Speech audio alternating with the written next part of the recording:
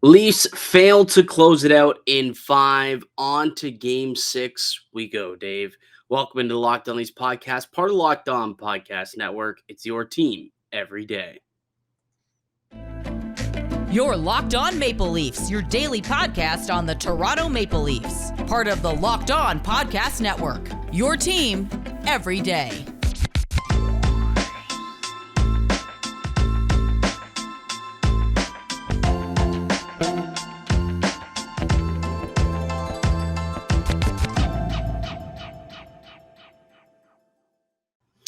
Hello and welcome into the April 28th edition of the Locked On Leafs podcast, your one-stop shop for all things Leafs. I'm your host, Mike DiStefano from TSN 1050 Toronto Radio, also known as Al's brother on TSN's Overdrive and 1050's Leafs Lunch. Joining me, it's my co-host, Dave Morassutti from Sportsnet, also a writer for the NHLPA. If you are an everydayer, you already know this, but if you're new to the show or a first-timer, Locked On Leafs is a daily Maple Leaf-centric podcast, so be sure to subscribe for free wherever you get your podcast from. You can also catch us up on YouTube as well. That's Locked On Leafs on YouTube. We got new content coming out each and every weekday, Monday through Friday, so make sure you're subscribed throughout the duration of this big-time playoff run, which, the first-round series extended another day, Dave. Leafs unable to get it done in five. That's now 10 straight opportunities that this Leafs core have had to close it out and have failed to do so. Yeah, it's great. It's just fantastic that we're back here again.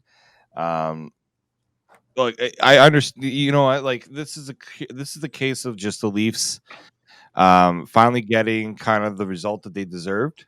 Yes. It's the best way to put it.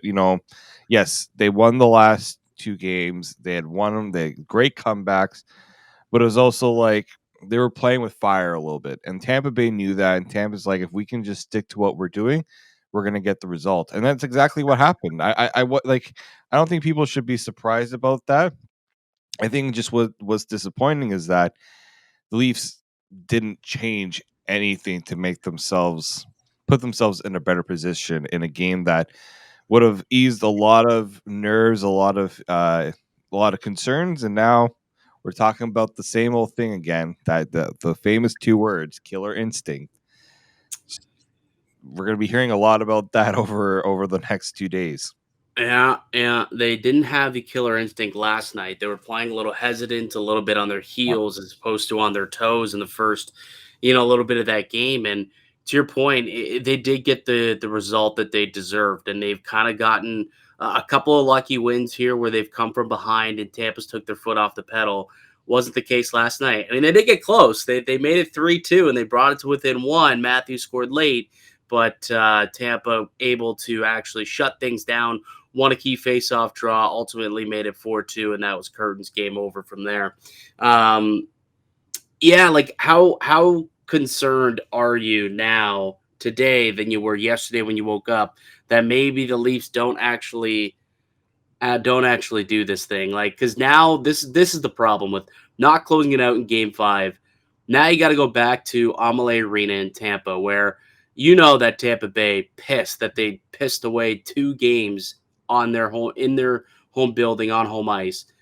They're going to come out and they're going to be so difficult to beat in game 6. Not only because again, their season's on the line, but somebody has finally showed up here. Okay? The boogeyman has finally arrived. Andrei Vasilevskiy. That was the biggest takeaway from last night's game is uh-oh. Andrei Vasilevskiy, the real Andrei Vasilevskiy, he might be back. Like early in that game, I realized it. I mean, Rielly scored pretty early on, and it was like, okay, all right. So they got an early goal, maybe, similar situation to what we've seen, a more high scoring game. We'll see. And then he really just dialed it in and locked it down from there on out. Like the flurry of saves he made on that power play that just absolutely robbed Nylander. Nyes had a really good opportunity in tight in that game. Marner on the breakaway in the third period. That guy was dialed in, man. Dialed in. And that's got to be a concern more so for Leaf fans as they head down for game 6 and 7, because We saw what Vasilevsky did last year in Game 6 and 7. You shut it down. Shut it down. I don't know, man. This is, I still think the Leafs should be able to pull this thing off. But what I witnessed out of Vasilevsky last night does make me feel like, what if he does it again? What if he steals this series back for them? Yeah, it gave me there was a bit of that Game 7 vibe from last year in this game when it came to like the Leafs were getting really good chances and Vasilevsky was keeping them out, right? But I think what was more disappointing was the other end, right? Like Ilya Samsonov, the Leafs score a goal and then not like obviously the first goal wasn't all Samsonov's fault, but you know, that's when you would kind of hope that he could have saved. And then the second goal, like Vasilevsky's making these great saves, and then Samsonov lets in an absolute stinker, and you're just like, in a game like this, when you're looking at how the Leafs can close it out, Samsonov plays a big factor into that, right? Like he's got to make those saves. You can't allow a goal like that in an elimination game, right? In the game where every play can have such a drastic outcome, in how things shake out. That second goal was a backbreaker in a Yeah. lot of ways, and the Leafs were also under surge quite a bit. They didn't test Vasilevsky a lot, especially in that second period. That second period was, I don't know what it is about second periods with this team and against Tampa. They just don't have it. But this is where your goaltender needs to make a save for you, like, and just try to counteract what's going on the other end. And yeah, that's why it's proving again that Vasilevsky is that X factor for Tampa.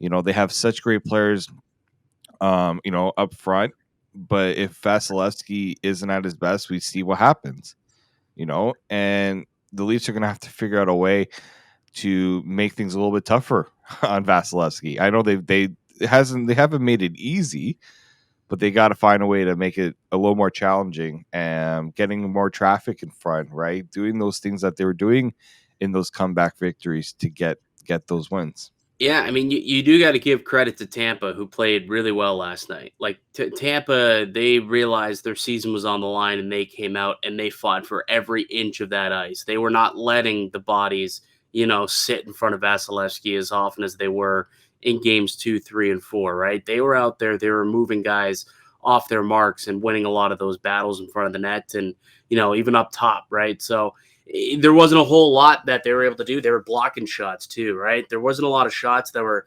getting through like there was in game 2, 3, and 4. So that's got to be something that the Maple Leafs got to try and get back to doing. They got to, like you said, it's not that they weren't there, but they just weren't getting those shots through enough. There was a lot of block shots last night coming from the point.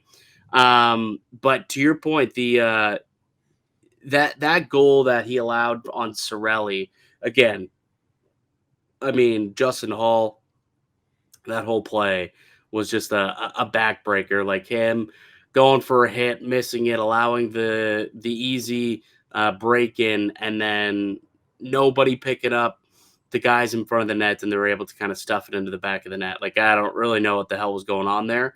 But I will say this. You're right. Samsonov just can't allow a goal 30 seconds after Rielly scores and like gives the crowd one of these big bad boys to get everyone fired up, and then it completely silences the crowd with a response like that. That's not something that the Maple Leafs can allow. Like, that's almost as bad as allowing a goal in the final period, in the final minute of a period. Like, you allow a goal 30 seconds after you score. It's tough, man. It's really, really tough. So there was that one. The second goal, you're right. The third was a bit of a broken play. I guess I can't really fault Samsonov on that one. But the first two, yeah, those were tough plays for sure, which we'll get to on the other side when we get to our good, bad, and ugly before we start to tee up Game 6. But before we get any further, Dave, let me tell all the good folks listening and watching to the show about one of our good pals at eBay Motors. A championship team is about each player being a perfect fit. Same with their vehicle. So for parts that fit, head to eBay Motors and look for the green check. Stay in the game with eBay, guaranteed fit. ebaymotors.com. Let's ride. eBay guaranteed fit. Only available to U.S. customers. Eligible items apply. Exclusions also apply. Welcome back into the Locked On Leafs podcast. It's Mike DiStefano and Dave Morassutti. We're hosts here at Locked On Leafs, reacting to Toronto's 4-2 loss to the Tampa Bay Lightning last night. The series now sitting at 3-2. Toronto still in control, still in the driver's seat as they head down to Amalie Arena. But as we continue to look back on last night, we'll go through our good, bad, and uglies from the game as we do after every single Leafs loss here on the show. But why don't we start with the good? We've talked a lot about the bad so far, so why don't we start with something, some good in last night's game, Dave? Because it's not like they were completely terrible. There was some good last night. I thought William Nylander was really good last night. When the puck was on his stick, a lot of good things were happening, especially in that offensive zone. I thought he deserved a goal or two in that game. He was just that good. And he really has been good in those games where the Leafs have needed to find a way to get a win, right? In those elimination games. I know they're 0 for 10, but he's Game Will. He's known as big game Will. Yeah, like that goal, the goal that gave them a chance late in the third period was he's the one that started, right? You think back to even the goal that Ryan O'Reilly scored to tie it up in game 3. It was Nylander was the one that made the play to the front of the net, and right, instead of going back to the point or something like that, he decides to put it on net, and he's kind of perfected that play where he can just throw it on net and hope for Vasilevsky to have an issue corralling it, and a rebound happens, and good things happen when Nylander does a play like that. So I think he's done really good after he had a bit of a disappointing time with Tavares, and then they finally decide to move him, and he's stepped up in the last few games for sure. Yeah, I think he was pretty good last night. I thought he was a little quiet in game 4, and then he came through the big time drawn penalty in overtime, which led to the game winner. I thought that he was good. I thought that he was one of the better forwards for sure out there for Toronto tonight. But for me, I got to give some more props to Morgan Rielly. I mean, this guy continues to keep playing a very high level of hockey, which is so welcomed, honestly. Like after such a tough season, man, it's really nice to see him stepping up, and especially when you look at how much the rest of the D-corps is kind of struggling. Like TJ Brody hasn't been up to par, up to his standard. Justin Holl, which we'll get to in a moment, that Holl and Gio pairing definitely has not been up to standard. So for Morgan Rielly to be stepping up and really kind of leading that defense is nice to see. Got the ball rolling with the game's first goal last night, and made a couple of solid back checks too on the power play to take away some scoring chances. He was getting in some shot lanes. So, I thought Morgan Rielly and Luke Schenn, like they've legitimately been probably the best pairing that the Toronto Maple Leafs have had so far. They were last night again in terms of expected goals. You look at those two last night, both on the ice, 56% expected goals when they were out there. So, I thought that Mo and Luke Schenn, they deserve a lot of the credit for what's going on the blue line. Pretty much the only pairing that has had success throughout pretty much. So I want to give them a little bit of a shout out. All right. Anything else that was good that you want to touch on before we move on to the bad? I mean, I thought Auston Matthews looked pretty good as well when he had some good moments in this game. I don't know, man. I was a little. I expected more. I expected more, but I didn't think he was terrible. I didn't think he was good enough. Yeah, but not being terrible isn't an excuse to put him to say he was good. It's for Auston, being good is more terrible, to be honest with you. Like, you expect him to really show. Mm-hmm. It's not that you expect him to, but we've been waiting for him to show up in these moments. And when a game's on the line like this, and he just takes the bull by the horns and goes and says, "Get on my back, boys," like he did in game 4. I was expecting him to come out with the same level of urgency off the bat and go forward and have himself a hell of a night. I didn't really see that. I thought he blended in a little bit too much. He did score late, obviously, but I will say he wasn't the top. To me, he wasn't the top. I don't know. I would say he was more okay than good. I'll say this: him stepping up after the Gio hit, that deserves a little bit of something. Sure. You can give him love for that. I don't know how much he stepped up. I think he's just kind of Hey, opened there's his been times. yap, and Maroon came over and tried to stuff him in a locker, and he didn't really do anything. Well, hey, I've heard too many times Auston Matthews doesn't want to get involved with anything physical, and she didn't shy away either, though. Sure. Yeah, I mean, he does need to be better. I just don't think he was like invisible. That's all I'm gonna say. What was the stat line last night? I think he was shotless at 5-on-5, actually, but ended the night with 3 shots, 4 hits, 23 minutes of play, and was an even Steven 0 in terms of goal differential last night. So it was okay. He wasn't terrible. He wasn't great. He was James Reimer, just okay. But someone who was not just okay, someone who was quite terrible and poor in last night's performance,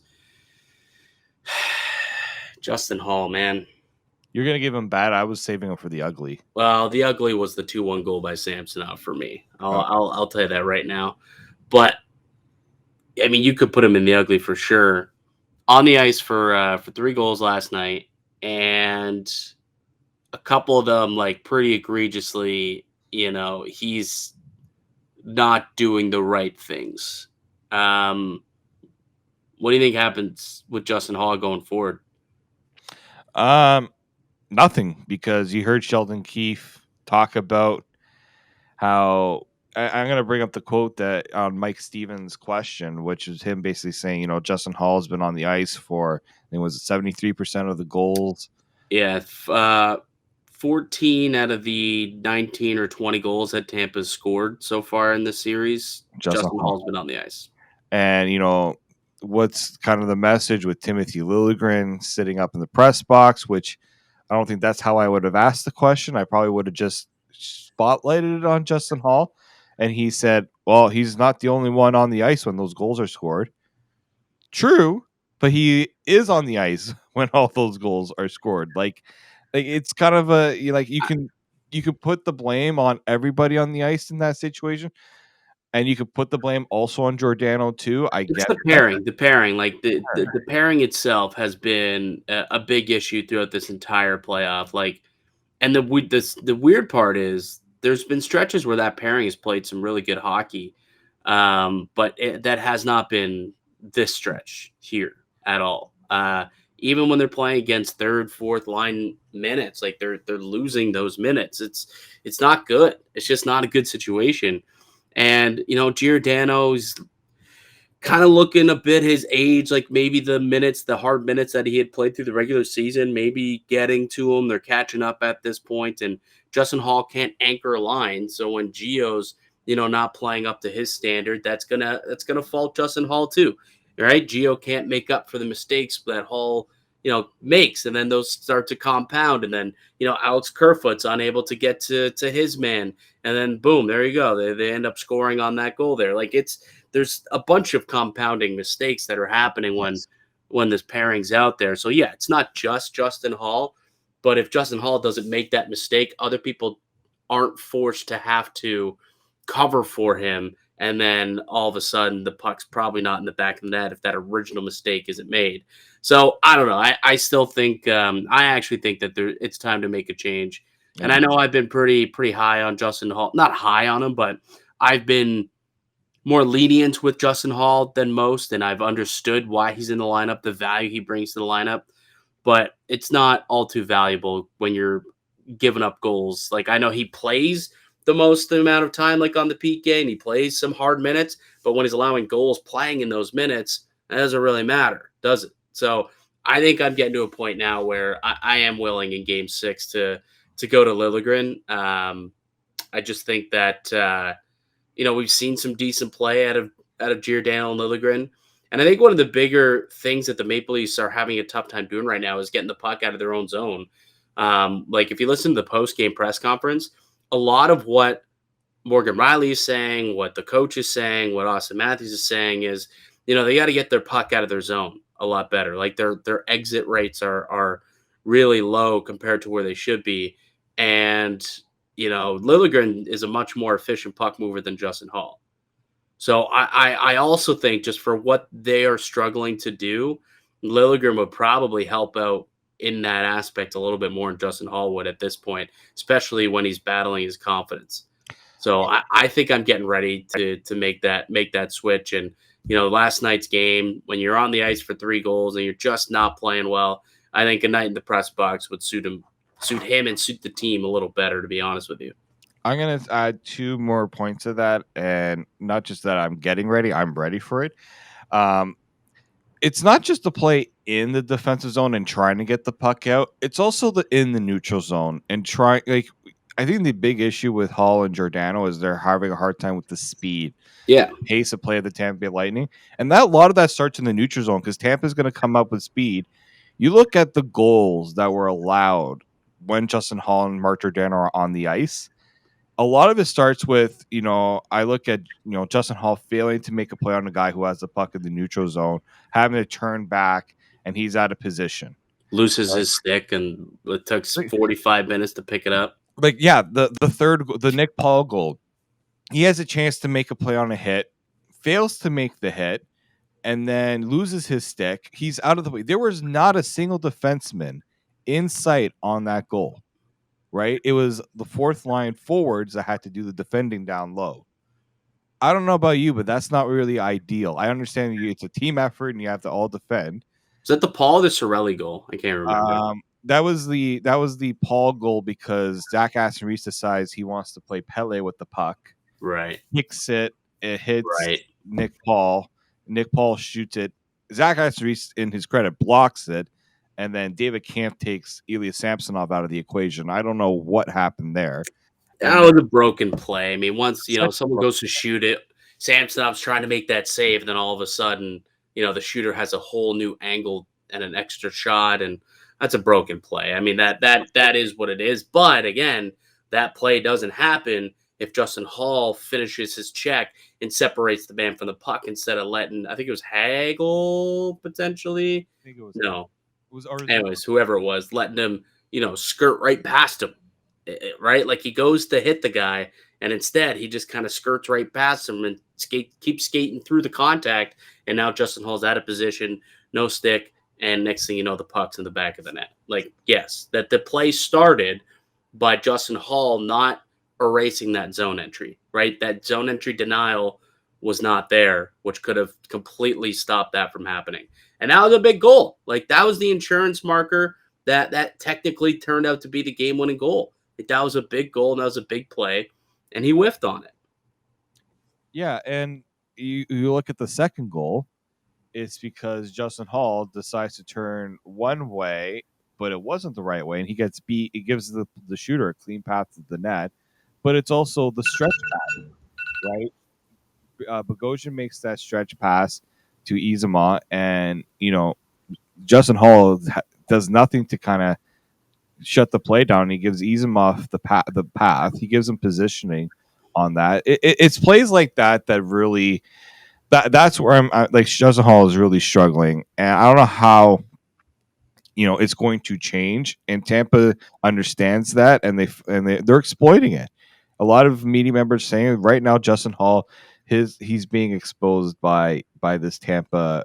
When Yzerman's able to make Justin Holl look bad, I think that's a sign that maybe something needs to change there. Yeah, I mean they're taking liberties with him essentially. Like they're putting the puck in his end of the ice, and they're making him make a play, and he's failing to do so. So that was your ugly, I'm guessing, was Justin Holl. Yeah, because he was my ugly. Because my bad was Mitch Marner. Okay, expand. Yeah. I mean, we talked about Auston Matthews not being great. I thought he wasn't brutal. He wasn't great. Mitch Marner, if he scores that breakaway goal, it changes the complexion of that game, right? And Yeah, I was severely disappointed that that's the attempt on net that he baffles me sometimes when he has the puck on his stick, and it feels like he makes the play like the panic play, right? Like you have a chance to get in tight on Vasilevsky, and you just take the first shot you think of, and that's a little disappointing for me. Yeah, I mean, I don't know.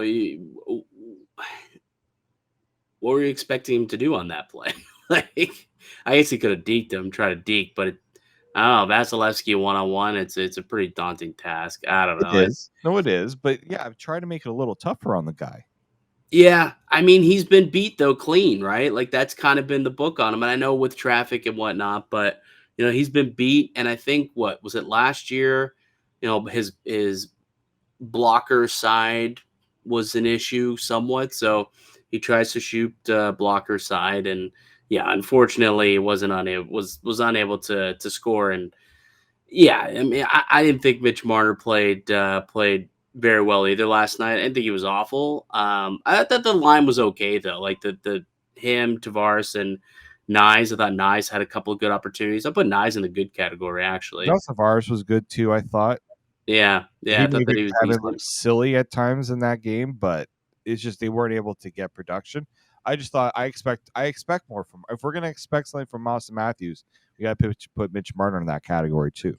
Yeah, yeah. Nope, you're not wrong. I do want to have one.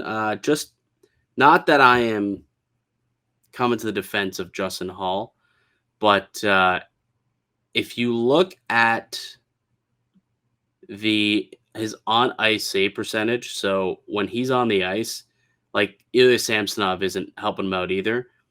He's got a 756 on ice save percentage with Justin Holl on the ice. That's pretty much, I think, one, two. So anyone who's played at least 40 minutes in the playoffs this year, nobody has a worse save percentage when on the ice than Justin Holl. So he's also not getting the stops, right? Like that Isamont should have been a save probably. And you Mm-hmm. think about the bad luck on that third goal with Zach Cassian-Reese. So I will say that, like, again, to go back into a more Sheldon Keefe, more measured level-headedness when it comes to that decision. There has been a bad element of puck luck that's also been involved with a lot of these goals that are ending up in the back of the ice, into the back of the net. But I'm still ready for a change. All right, Dave. Really quickly, we'll take one more break and let's come back and try and tee up game number 6. And another question comes to the forefront. Does Michael Bunting get back into the lineup? We'll discuss that next.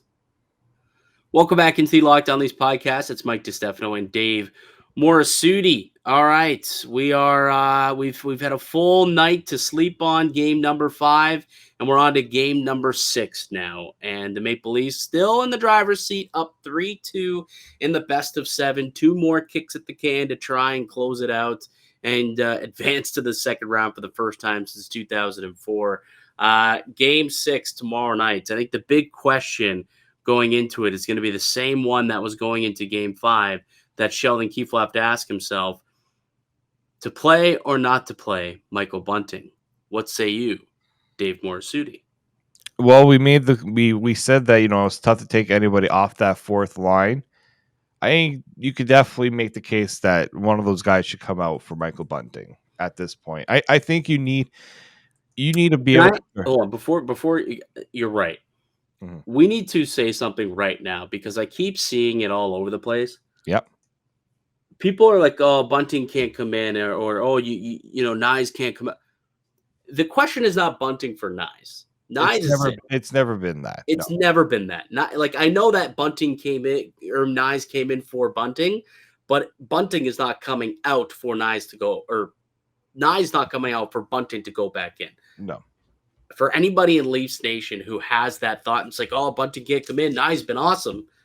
Yeah, Nyes isn't the guy who's coming out. It's going to be one of those fourth line players, and there will be some line juggling. Bunting will not go on the fourth line. I can also guarantee that. No, he is not. He's going to probably be on that third line with Ryan O'Reilly. That's kind of where I think it's going to happen, or second line with John Tavares. I think he goes on the top line with Top line? Auston Matthews. I mean, I wouldn't hate that either, right? You just at this point, I think we were waiting for a reason to put him in, right? And the Leafs just need someone that's going to bring something a little extra, right? His grittiness is still something that I like. And you know what? Now you're going to have a motivated Michael Bunting. I think that's something to be brought into the fact that he wants to play. He knows what he did was bad. I think having him sit that game probably sends a little bit of a message too that, you know what, you got to earn yourself into the good graces of the coaching staff to try to get back into the lineup. And sitting out and the team losing, I think that should send a bit of a message to Justin Holl that if we put you in, you got to be doing a lot of things right than a lot of things wrong when you come back into the lineup. Yeah, Michael Bunting. Yeah, I think if he does come, I think he does come in. By the way, I also think it's time for, and we said that like going into Game 5, we said no, I don't think you mess with a winning lineup. Also, the way that everything kind of shakes out right now, people are playing well, coming off a good, good back half of that fourth game where they shook up the lines, and then they were going to roll with that for Game 5. But then Game 5 did not go well, right? They lost the game. They didn't play as well as we thought maybe they would. So I think there's going to be some line juggling again. So it makes sense to get Michael Bunting back into the game. I do like him up on that top line, though. I don't see him as definitely not on the second line, third line, or fourth line, because those three lines are really the ones who have the most defensive responsibility. Up top, you look at a line with Matthews, Nylander, and Michael Bunting. Just let them loose in the offensive zone and do their thing. Like that's really what they can do. And look, I as good as Calle Jarnkrok, I guess, has been up there, like Michael Bunting still is the better player, I believe. Offensively, at the very least, not in his own end, but offensively, I think he's the better player. He can create a little bit more. So I think that is a good spot to put him. I'd probably keep Nyes, Tavares, and Marner together, and then I would kick Jarnkrok down to the third line with definitely Ryan O'Reilly, one of Achari or Kerfoot, and then whichever one isn't there goes down to the fourth line. I might keep Achari there, actually, and send Kerfoot down to the fourth line to give him a little bit of speed, because I think, I don't know, Lafferty or Zach Aston Reese, like which one? Before Game 5, I think I would have said take out Zach Aston or take out Lafferty. And now after Game 5, I'm like, maybe Zach Aston Reese might be a guy who could come out of the lineup. I don't think it really matters which one comes out, to be honest with you. No. But I think maybe Kerfoot goes down to the fourth line because he can still play good, solid defense. And he always looks like an all-star when he's on the fourth line, to be honest with you. And he can bring a little bit of speed and pace to that fourth line. And so if, Lafferty does end up getting taken out, like he can replace that pace that Lafferty brings, and see if they can try and bring the puck up and spend a little bit of time in the ozone in game number 6. So that would be my preferred lineup. And then I would also make the switch while I'm at it to put Liljegren in over Justin Holl. Yeah, I think it just sends a message that from Sheldon Keefe that the last few games the Leafs have not played at their best, and we need to make a change. And I think there's guys who have been waiting for an opportunity that deserve to at least get the chance to show what they can do. And I think, yeah, you can't go wrong with either Lafferty or Aston Reese. You're either taking a guy who brings speed to the lineup or another guy that brings a little bit more of that sandpaper, right? I think you got the speed from Kerfoot that can make the absence of Lafferty okay. And Kerfoot plays the penalty kill, so you've got that. He has that working for him too. So yeah, I think either one would work. And yeah, I think Bunting, you make a good point for him to be back on the top line. And yeah, let's see if Sheldon Keefe actually does it, because there's been times where he's been a little too unwilling to make those changes. And at this point, you just don't want this to go to Game 7. You just don't get it done in Game 6. Don't even put those doubts or thoughts into people's minds at this point. No, don't, please don't. God, no. Like if we have to come back on the show on Monday and tee up a Game 7, like dude, I'll be so upset. Just put them away, man. Put them away, Toronto. Get it done in 6. Don't chance it to a do or die Game 7. They have not done you well in those do or die situations. Game 6 also has not done them very well in the past either, however. And again, the way that Vasilevsky kind of woke up in Game 5, it is a little worrisome. I did uncover this little gem of a stat that last season, games 1 through 5, Vasilevsky an .880 save percentage, Game 6 and 7, 938 save percentage. Games 1 through 4 this year, 856 save percentage. Game 5, 933 save percentage. Is he back? I don't know. Guess we'll find out tomorrow. And if he is, good luck to the Maple Leafs. They're going to have to try as hard as humanly possible to get pucks past him if they're going to want to win a hockey game. Or Ilya Samsonov can also play at a high elite level. And I think we will get a pretty even Steven, low level, tight checking game in game number 6. I think that we see it. And the one good stat also that I think is in favor of Toronto, road teams in the series so far 4-1 on the road. So could mean good things for the Maple Leafs. We'll see. We'll see. All right, that does it for us here today on the pod. I'd like to thank you guys for listening and supporting the show. You can subscribe to the Locked On Leafs podcast on all podcast platforms and receive daily Leafs content, including here up on YouTube. We ask that you subscribe. We're so close to 3K, Dave. We need about 50 more subscribers to get there. So if you are a listener to the show and you're an everydayer who is yet to subscribe, what are you waiting for? Go ahead, hit that subscriber button, and also click the notification bell so you know exactly when we drop new videos each day.